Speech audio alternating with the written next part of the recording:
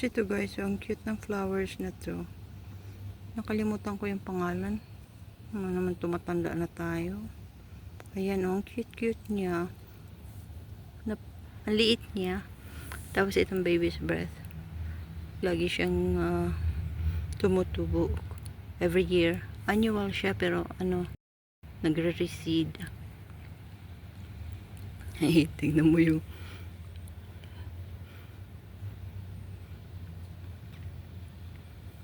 tapos meron dito oh, nasa ito ang ganda din oh. Ang cute ng na to, napaka-delicate lang. Tingnan mo naman yung zinnia. Tingnan mo naman yung zinnia ko, napakaliit. Teka lang eh. Kasi laki lang yung ring finger ko. Nag-bloom na yung iba oh.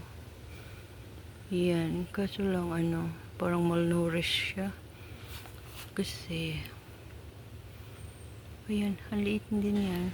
Tapos meron dito yung zinnia ko. Natabunan eh. Yung coreopsis oh.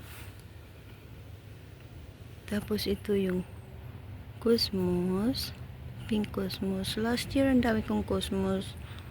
Ayan, mga reseed din lang ito. Yung mga na-dry na ng mga buto-buto, tumubo uli. Ito, nakalimutan ko rin pangalan ito. African daisy ba to? African marigold or something. Ang dami kong hulihak dito. Ayan, maliliit pa siya.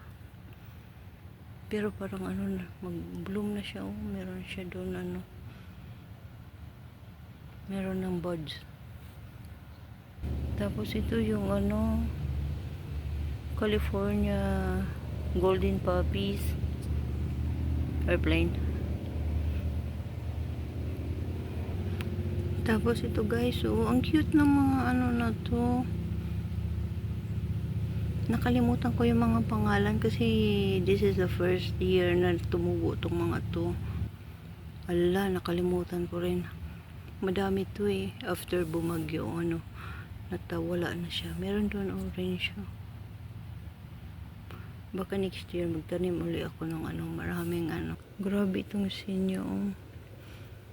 Sa probinsya, maraming tanim tong lola ko pero inignore ko lang nung bata pa ako. Kasi bata pa tayo eh. Pero ngayon, tumatanda ka na-appreciate mo na yung mga halaman, yung mga bulaklak. Oh my goodness. Yan, may rosmalo ako doon. Tapos ito yung cosmos ko. Marami pa akong tanim doon sa kabilang side. Pakita ko next time. Ayan.